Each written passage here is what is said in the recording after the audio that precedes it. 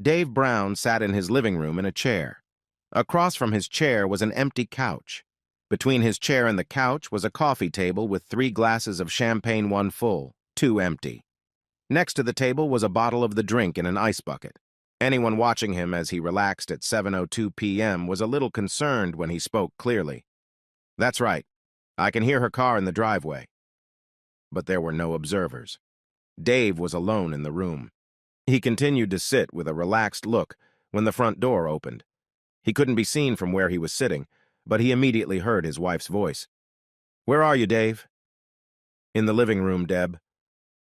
Dave stood up abruptly as his wife entered the archway. She was holding the hand of a man about 5 years younger than her 49 years. He was thin, medium height, wearing a business suit. In her other hand, she held an orange A4 envelope. Dave, this is Michael." "Michael, this is my husband, Dave." Noticing that she averted her eyes and was generally nervous, Dave took 3 steps and warmly shook the uninvited guest's hand. "I'm very pleased to meet you, Michael. Do you mind if I call you Mike?" "Not at all, sir." "May I offer you a glass of champagne?" "Please, have a seat." Dave watched as the 2 very embarrassed men sat down on the sofa and took the offered glasses after he had filled them. "Cheers. Now, would you mind telling this simple soul what's going on?" Deborah and Mike looked over at each other. Mike nodded faintly and squeezed her hand. Dave, it's not really nice to talk about it, so I'll just tell you straight. Michael and I have fallen in love with each other. I'd like a divorce so we can get married." She paused, waiting for her husband's anger. She looked up from the floor to see the look on Dave's face. This was going to be awful. She just knew it. She hadn't expected his face to remain neutral. Unconsciously, she pulled herself a little closer to Mike. "Okay, Deb, are those the divorce papers?" Deb looked up stunned again. She had rehearsed this scene in her head many times, but never, not even in her wildest dreams, had it been like this. She looked at Mike and tried to convey with a look, "I don't know what to say." He took the envelope from Deb and placed it on the table. "Yes, Dave, that's right. I think you'll find them very reasonable. Deb isn't asking you for anything but her car. In the package is her disclaimer of this house, your car, all of your joint assets, and your retirement fund. It's all signed and notarized on our end. I should warn you that I'm a lawyer, so it's okay. But feel free to hire your own representative to put your mind at ease." "Well, I must say, you're both very generous." Deb looked very flustered, like she was waiting for the other shoe to drop. "It was Mike's idea, Dave. In fact, he insisted. He said it was bad enough that he was stealing his wife without taking your hard-earned assets. That was in no way my motivation, but Mike is pretty rich. Even without your money, we'll have more than you and I ever had. Maybe things would have been different if you had gotten a job after the kids were older and helped with the finances, Deb." Deb lowered her eyes again. "So, Mike, is your wife going to give a speech like this, or has she already gotten it?" "No, my wife died 8 years ago. I'm a widower." "I'm sorry to hear that, actually. Thanks, Dave. It hurt like hell for a year or so, but time heals all wounds, as they say. Look, I'm really sorry about this, but I met Deb, and she was like the missing half of my soul. I didn't think I'd ever be whole again. I wanted to tell you that I've been in love with your wife for months." "It's okay, Mike. I never hold a grudge. Please marry her with my blessing." Mike and Deb exchanged stunned looks. Deb because it was not at all what she expected. Then she felt a huge sense of relief. A few months ago, she had led Michael to believe that her marriage to Dave had collapsed, that they were trying to save it, but there was little hope. She knew that the weak point in her plan was Dave's reaction, which might make Mike realize that wasn't quite true. That's why she begged Mike to do it without confrontation. Mike insisted that real men solved problems face to face. He didn't budge. Mike was stunned because even after Deb told him that her marriage was on its last legs, he expected a more angry reaction. From Deb's descriptions, he had formed a mental image of Dave. From what she had said, he was a large, uneducated man used to solving problems with his fists. Mike hesitated at the idea of taking a bodyguard with him tonight, but finally dismissed the thought. In the back of his mind, he thought that if the offended husband hit him a little, it might ease his own conscience. His own sense of propriety was weighing on him. So, Deb, I assume you met Mike at one of your girls' parties? Deb nodded at the coffee table. One of the girls' parties that you assured me were completely harmless and didn't threaten our marriage when I asked. This time, Deb nodded at the floor. I guess that's a lesson for you, Mikey boy. Mikey glanced at Deb. Deb's gaze moved to a section of the floor a little farther away from Mike. So what happens to people now? Come on, Deb, you've got to have a plan. You're giving me the house, so I assume you were going to pack up your stuff and move in with him. I won't get in your way. I was going to do it tomorrow while you're at work. They'll have the locks changed by tomorrow. I'm sure your lawyer friend will agree it's a wise move on my part. It's easier if you do it now, isn't it? Deb and Mike got up to go upstairs. How about we have a talk, Mike? Deb can start packing. Come on, Mike, let's have a chat. I think you owe me at least that much. Deb was torn between wanting to avoid this really uncomfortable situation and having to witness everything that was said. In the end, Mike made the decision for her, sitting back down. Go on, Deb. I promise not to hurt him. I just want to have a chat. Until we're divorced, I'll feel responsible for your safety. I just want to make sure he's taking your best interests to heart. Besides, you made the decision to leave me. I don't see the point in trying to talk you out of it. Our marriage is obviously dead. Both men watched her walk up the stairs and disappear. I have to say, you're being very sensible, Dave. It's all right, Mike. Between you and me, it's been about a year since I've felt Deb's love. I guess that's when you two met. That will be a relief indeed. I have no desire to condemn us both to a loveless marriage. Still, that's very nice of you, Dave. You're welcome, Mike. Now, as a lawyer, you know that whenever you sell a car or a house, you are legally obligated to point out any known defects to the new owners. Mike laughed. Well, slavery is dead, and I don't think Deb would like being considered property that needs a transfer of ownership, but I know what you mean, Dave. Dave smiled, too. He guessed correctly that Mike was a smart and decent man. Okay, now please believe that what I'm about to tell you is not dictated by malice. I just want to point out some of Deb's flaws that may not be obvious after a year of knowing her. Besides, her future happiness is important to me. After all, I've been in love with her for 27 years. I'd also like to share everything I've tried to do to make her happy but obviously failed. That way, you'll know not to waste your time doing the same thing. Mike nodded. He knew that what was about to happen probably wouldn't be entirely altruistic in its intent, but he felt compelled to listen to this innocent man. Right. I assume Deb was back on the pill? Mike nodded again, feeling a little awkward. It was tantamount to admitting that he'd slept with this guy's wife. Yeah, she's on the pill. I had no idea she ever stopped. She was on the pill when we met, but about 12 months after we got married, she went off them. She said they suppressed her sexual appetite. It's been condoms for me ever since. I hate those damn things. They take away all the spontaneity, and I don't know about you, but I try my best to do without them. Yeah, I know what you mean, Dave. Then, when we decided to stop at 2 kids, she started using condoms as an excuse to not make love as often. I begged her to go back on the pill, but she refused, saying she didn't want to swallow artificial chemicals every day. Since then, our lovemaking has dwindled from several times a week to a few times a month, then to 0 about a year ago.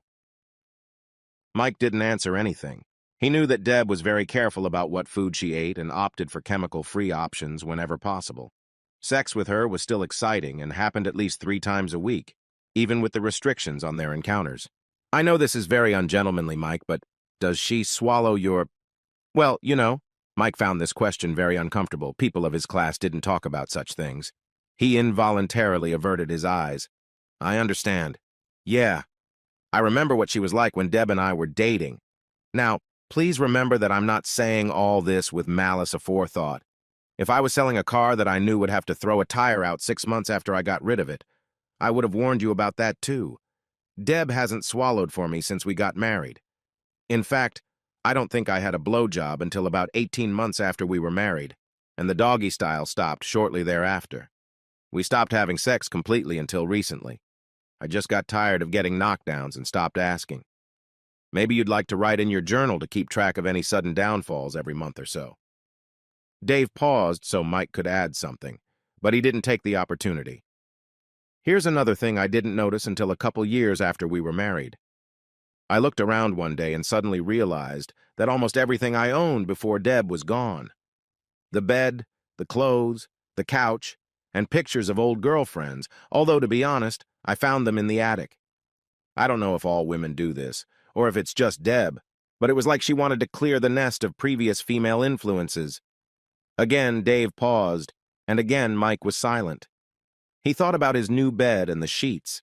Then he remembered his conversation with Deb a week ago about the portrait of his first wife, the woman he had loved tenderly until circumstances cut her out of his life. I hope you're a better judge of her lies than I am, Mike. Just 3 weeks ago, I asked her if she still loved me and if we were good. She looked me straight in the eye and said yes. She did the same thing she always does, looked me in the eye until I broke eye contact. I can't believe it only took 3 weeks to fall so much in love. Mike staggered slightly at the suddenness of this conversation and all the information Dave was trying to get him to internalize. Something about those last 2 sentences was disturbing, but he didn't have time to determine the source. So he focused on the only aspect he could absorb. Don't worry, Dave, I'm a lawyer. I've spent 20 years learning how to recognize liars. They always give themselves away. All right. Chuckles. Again, just some advice that you may or may not take. Watch to see if she takes her rings off when she goes to visit her sister. You may want to check her underwear drawer. I suggest you don't trust her blindly like I did. I thought she was completely incapable of deception, but I'm obviously a dumbass. What else can I say? Oh yeah, if she's true to form, she'll probably stop going to the gym in about 12 months and gain a little weight. At this point, Dave stood up, grabbed a photo album off the shelf, and started flipping through the pages. Here are a couple pictures from 2 years ago when she started going to bachelorette parties. As you can see, her face and ass are plump. But after 2 kids, who would be surprised by that? Mike turned a few pages and saw a chubbier version of his fiancée with far less makeup than he'd ever seen. He was a little stunned at the difference that a little makeup made. He continued flipping through the pages. Is that Deb's mother? I see a strong resemblance. Yes, it is. Wait a minute. As you can see, she was a beautiful woman. That's her when she was in her early 50s. She was a very spectacular woman. Dave picked up another album and opened it to a page. He waited for Mike to state the obvious. Jesus, how old is she here? About 55. She was one of those women who, once they hit menopause around 52 or 53, lost their looks quickly. She took it very gracefully, though, simply saying that she thanked God for the outer beauty she had been blessed with for so long. Dave watched as Mike alternately looked at the 2 pictures. Now, I promise to tell you about all my mistakes that caused her to fail to love me. I suggest you try a different approach. Mine was clearly unsuccessful. Dave paused to pour the champagne. About 25 years ago, she wanted a wedding. I tried to object, saying we'd be better off investing in a house, but she said that if I had faith that we'd be together forever, I wouldn't save money for such an important day for her. If you want, I can find a copy of our wedding vows for you. From memory, we hold to the traditional love, honor, obedience, and rejection of all others. If you try something different, you might do better than me. Not really important to you, but don't bother working your fingers to the bone and doing a bunch of shit overtime so she can get the flash house she's always wanted. It clearly wasn't holding her legs together. In fact, we're probably here because I refused to pay for the facelift she wanted, preferring to invest in our retirement. She can be pretty persistent when her heart is set on something. You've probably noticed. Mike nodded, wondering if this characteristic of Deb's was really the wonderful quality he'd thought it was until now. So, I thought in vain that I was being smart by asking her out every month to discuss anything about me or our relationship that was starting to irritate or cause the slightest resentment. Our last date was less than a month ago and she didn't say anything. A man of your caliber, I'm sure he could come up with something better. At that moment, Mike noticed the light in Dave's eyes and suddenly realized what he was up to. Nevertheless, he made some good points.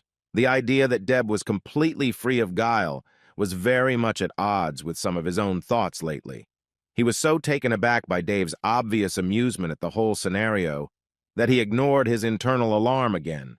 Dave kept talking, even though they were both obviously aware that Deb had stopped coming down the stairs, being within earshot. Keep an eye out for lists of things she's going to remove from the house. That's a good hint that she's already treating the marriage with contempt and is looking for a replacement. It won't change much of what happens, but it will allow you to prepare for the end game she has planned and encourage you to start digging for other evidence. Mike blinked and looked around. For the first time, he saw 3 champagne glasses and a bucket of ice. Clear evidence that all 3 people present knew about tonight's meeting in advance, when it should have been just the 2 of them. His usual, very observant nature missed the clues. Dave watched Mike's eyes run. Yeah, I knew it was going to be today. Deb called me twice today to make sure I'd be home by 7. Mike tore his gaze away from Dave and looked over to where Deb was halfway down the stairs. Deb resumed her descent, clearly pretending not to have heard the last few minutes of the conversation. Dave, do you want to talk about which of the family photos I can take now or some other time? Dave ignored her and leaned across the couch from her, keeping his eyes on his rival. The last thing I did wrong was forgive Deb when I first caught her cheating on our marriage. What? Asked Mike. No, came out of Deborah's lips as she retreated into the kitchen. Yes, it was right after our second child was born. I forgave her because she and our counselor convinced me it was an isolated mistake caused by postpartum depression. I often wondered if I had been too soft on her. Maybe a harder line at the time could have prevented a recurrence. I justified my actions by saying that I was acting in the best interest of the children. They grew up to be good people, so hopefully I did the right thing by them. For her sake, I hope you'll be generous enough to forgive her when your time comes. I don't know what to say, Dave. You don't have to say anything, Mike. Just answer me. Look into your heart and ask yourself if you would forgive your late wife if you found her sleeping with someone in your own bed. For the first time, Mike lost his composure. He leaned forward. Out of the corner of his eye, Dave noticed some movement and saw a pale-faced Deborah standing in the kitchen doorway. My wife would never disrespect me like that. We loved each other, too. Wait a minute. You said, the first time Deb cheated on me, were there other times? No, just 2 times. Then and now. Deb jumped out of the kitchen. No, she screamed desperately. I'm done packing, Mike. If you take my suitcases, we can get out of here right now. Calm down, Deborah. The last was said in a quiet but unrelenting voice. Surprisingly, the voice was Mike's. Deb stopped like a dumbfounded woman. Mike turned to Dave again. Deborah assured me that she wasn't cheating because you had an open marriage, Dave. Did she look you in the eye when she said that, Mike? Mike looked at Dave, then at a shrinking Deb, then back at Dave. Dave saw in Mike's eyes the sudden realization that he wasn't as good at recognizing liars as he thought he was. What did she tell you about the state of our marriage, Mike? She said it had been shaky for a few years, Dave. That you'd been seeing a counselor for a while, but there was no hope for either of you. Dave didn't say anything back, just stared at Mike as he continued talking to fill the void. Now I guess that doesn't really fit with what you said about still going on dates and asking if she loved you. Dave continued to look Mike in the eye again. He chose the exact moment when Mike realized he was being played like a complete sucker. An expression easily interpreted as self-disgust flashed across the little man's face.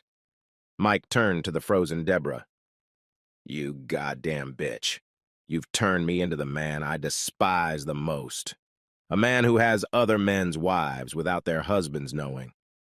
Upon hearing that statement, Deb dropped to her knees. Mike was suddenly speechless and interested in the same area of the carpet that had so fascinated Deb earlier. Finally, he pulled himself together and looked at Dave again. Please, Dave, you have to believe me. I had no idea. Don't worry, Mike. I told you she was a good liar. God, I wish she'd told me we had an open marriage. Then I might have slept with her last year. The deliberate use of humor in a very tense situation seemed to work. Mike relaxed a little, but remained silent. Did that mean the engagement was off? Yes, definitely. In that case, I want you to meet a couple people. John, Alice. At that moment, the door to the basement opened. Hearing a noise, Mike turned around and saw a young man and woman approaching. Mike, I want you to meet my son John and my daughter Alice. They were listening to our conversation through a microphone. John graduated from law school 2 years ago, and Alice earned her degree this year. John and Alice shook a confused Mike's hand. John then picked up an envelope from the table and began to nonchalantly examine its contents. Dave turned to his daughter. Do you believe me now, Alice?